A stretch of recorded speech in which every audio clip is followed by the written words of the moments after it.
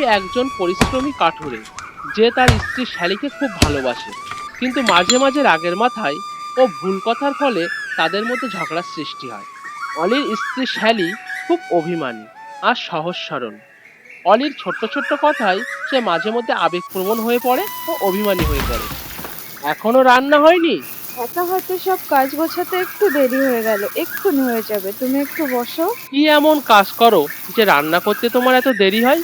শুধুই তো দুটো বাসন মাজাই কাজ। সংসারে শুধু বাসন ধোয়া কাজ বুঝি? সারাদিনে কত কষ্ট করি আমি। আমার কষ্টের তো কোনো মূল্য নেই। সারাদিন পরে এসে যদি দুটো ভাত না পাই তবে এমন মানুষ থাকার চেয়ে যাওয়াই ভালো। সামান্য একটু কারণে এত বড় কথা শোনালে তুমি? আমার কোনো মূল্যই নেই তোমার কাছে? আমি সত্যিই তোমার জীবনের এত বড় বোঝা, অলি? ঠিক আছে, আমি চলে যাচ্ছি, আর কখনো তোমার সামনে আসবো না। এখন অসময়ে শ্যালী কাঁদতে কাঁদতে কোথায় চললো? সত্যি কি আমার ছেলে শ্যালী চলে যাচ্ছে? শ্যালী ঘর থেকে কাঁদতে কাঁদতে বেরিয়ে সেই জাদুকরী নদীর দিকেই ছুটে যায়।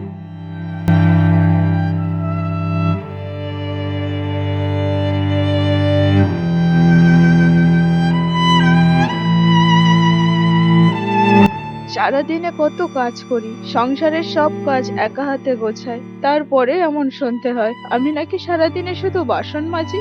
থাক ওর সংসার নিয়ে, আর কখনো ফিরবো না আমি। আমি এ কি করলাম? রাগের মাথায় আমি শ্যালীকে এত বড় কথা বলে দিলাম। ও ছাড়া যে আমার এই জীবনে কেউ নেই। এতটা অসহায় আমি যে বাঁচার ইচ্ছাটাই মরে গেছে। শ্যালী নদীর পাড়ে এসে একটা পাথরের উপরে বসে কাঁদছে। নদীর পানি হঠাৎ অদ্ভুত নীল আলোয় জ্বলতে শুরু করে। শ্যালী নদীর জলের দিকে তাকিয়ে বলে, নদী মাতা, আমার এই দুঃখের জীবন তুমি নিজের বুকে টেনে নাও, আমাকে তোমার বুকে ঠাঁই দাও নদী মাতা। ঠিক সেই মুহূর্তে অলি ছুটে আসে। এ আমার কি হয়ে গেল শ্যালী? সামান্য কথার জন্য তুমি নদীতে ঝাঁপ দিয়ে পড়লে। কি হবে আমার? কি নিয়ে বাঁচবো? এই বলে অলি কাঁদতে থাকে। তখনই হঠাৎ জাদুকরী নদী থেকে একটি জলপরী ভেসে ওঠে। কি হয়েছে তোমার? এভাবে কাঁদছো কেন তুমি? কি চাই তোমার? বলো আমায়। এই নদীতে আমার শ্যালী হারিয়ে গেছে, ওকে ফিরিয়ে দাও না, দয়া করে ফিরিয়ে দাও আমাকে। আমি সব জানি অলি, মানুষের মুখের কথা তীরের মতো, একবার বেরিয়ে গেলে তা আর ফিরিয়ে নেওয়া যায় না। যখন ও তোমার পাশে ছিল তখন তুমি অহংকার করেছো, এখন ও আমার জাদুকরি রাজ্যের অংশ। আমার ভুল হয়ে গেছে জলপরী, আমাকে শাস্তি দাও। তবু আমার শ্যালীকে ফিরিয়ে দাও আমার কাছে। আর কখনো হবে না এমন। আমাকে ক্ষমা করে দাও শ্যালী, এমনটি আর কখনো হবে না তোমার সাথে। আগের মাথায় অন্ধ হয়ে এমন বলেছি শ্যালী, আর কখনো হবে না, বাড়ি চলো।